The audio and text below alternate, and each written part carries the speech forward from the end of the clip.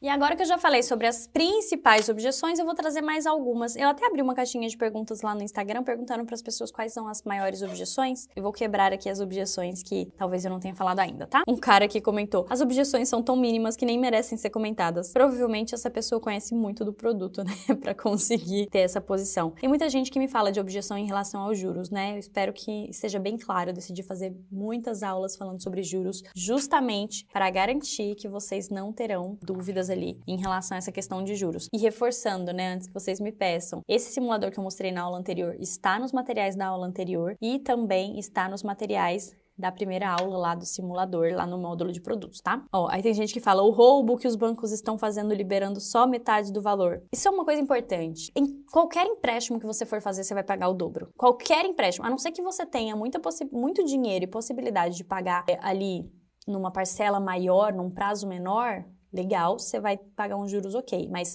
fora isso, nossa, tô negativado, preciso usar, sei lá, um empréstimo da Crefisa. Você vai pagar o dobro ou o triplo. Ah, preciso usar um consignado ali, quero pagar uma parcela pequena. Você vai pagar o dobro. Em qualquer lugar, você vai pagar o dobro, entendeu? Então, assim, na linha de crédito da antecipação do FGTS não é diferente. Mas tem como ele não pagar o dobro. E é melhor ainda, né? Nesse caso aqui, ele pode fazer num prazo mais curto, pegar um valor muito bom, pagar menos juros, e o banco tem algumas tabelas que possibilitam até que você receba a mesma comissão. Então, assim, é muito melhor. Tem gente falando que tem dúvidas em relação ao valor retido. Valor retido, vocês viram essa questão? É sempre muito importante explicar para o cliente que, de acordo com o número de saques que ele tem, é só um percentual do saldo dele que vai ficar retido e bloqueado para pagar o saque aniversário, não é o saldo inteiro. A moça falou, graças a Deus, meus clientes não têm dúvidas e sempre friso o prazo de 25 meses. É sempre bom frisar mesmo que quando ele opta pelo saque aniversário, ele fica obrigatoriamente 25 meses preso dentro daquela modalidade sem poder voltar para a modalidade de saque e rescisão durante esse período. E se ele antecipar o saque aniversário, imagina que ele antecipou 4 anos do saque aniversário. O banco espera receber durante 4 anos esse saque aniversário dele. Então, ele vai ter que ficar nessa modalidade de saque aniversário durante 4 anos, tá bom? Então, se ele antecipou 5, 6, 12, antecipou 12, ele vai ter que ficar 12 anos na modalidade de saque aniversário sem poder voltar para a modalidade de saque e rescisão nesse período, justamente pelo fato de que ele está ali com o saldo dele antecipado, tá bom? Uma pessoa colocou aqui que o prazo é muito longo para finalizar o pagamento e se é possível quitação. É possível quitação, sim. Tá?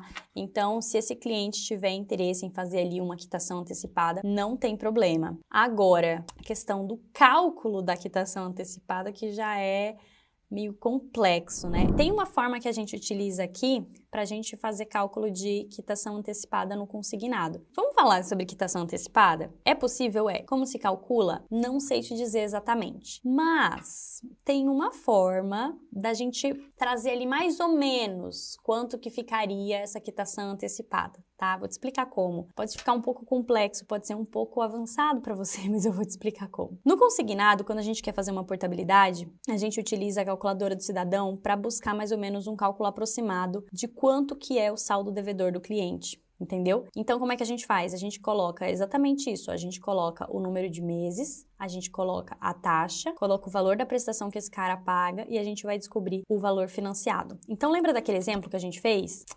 Eu não lembro em quantos meses a gente estava fazendo. Eu acho que era 60, a taxa era de 2,20 e o contrato era de R$7.000. Você lembra? Eu até coloquei 7.300 para ficar mais próximo. Você tem que ter assistido a aula anterior para você entender isso aqui que eu tô fazendo, hein? Senão você não vai entender nada. Então, como que eu faria para ter mais ou menos uma ideia? Chegar um pouquinho perto de um cálculo de quitação antecipada. Eu faço primeiro esse cálculo aqui real, colocando quantos anos esse cara antecipou, qual foi a taxa de juros e quanto que ele pegou no momento em que ele antecipou. Se ele fez uma antecipação, depois fez outra, depois fez outra, depois fez outra, fica mais difícil também de fazer esse cálculo de quitação antecipada, tá? Porque isso aqui também é uma hipótese da minha cabeça. Aí, se você quiser descobrir quanto ficaria para esse cara quitar antecipadamente, uma possibilidade para a gente chegar perto, para a gente ter mais ou menos uma ideia, seria fazer primeiro esse cálculo e depois apagar aqui o valor financiado e depois colocar aqui quantos anos faltam. Então, imagina que esse cara já pagou 2 anos.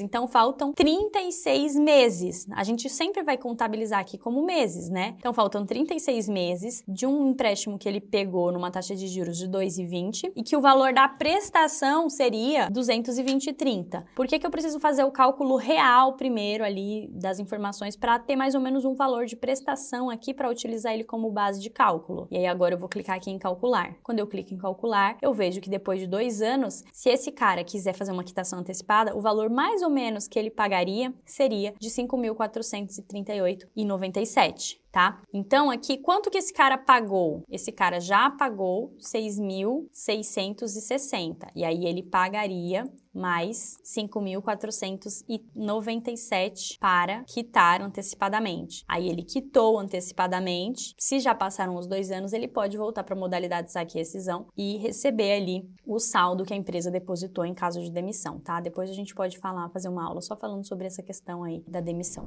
Ó, tem uma moça aqui falando, tem uma cliente que tinha 18 mil e o banco liberou 6.300. Quando o banco liberar, você tem que ver lá qual que é o valor que ele está retendo, tá? Não necessariamente o valor do saldo vai ser o valor que vai ficar bloqueado. Entenda isso. Eu sei que tá repetitivo, mas entenda, pra vocês não fazerem... Ó, nesse caso aqui, essa pessoa perdeu à toa, ela poderia ter simulado num prazo menor. Então, essas aqui são algumas dúvidas, mas a gente ainda vai precisar de mais uma aula, onde a gente vai falar um pouco sobre esse cliente que tá com receio por conta do saldo, porque ele tá trabalhando, porque se ele for mandado embora, ele não recebe nada. A gente vai explicar muito bem ali como que funciona essa questão. Se ele ficar com saldo remanescente, o que é que ele pode fazer? Como que funciona? Então, a gente vai precisar de uma outra aula para se aprofundar nisso, tá bom?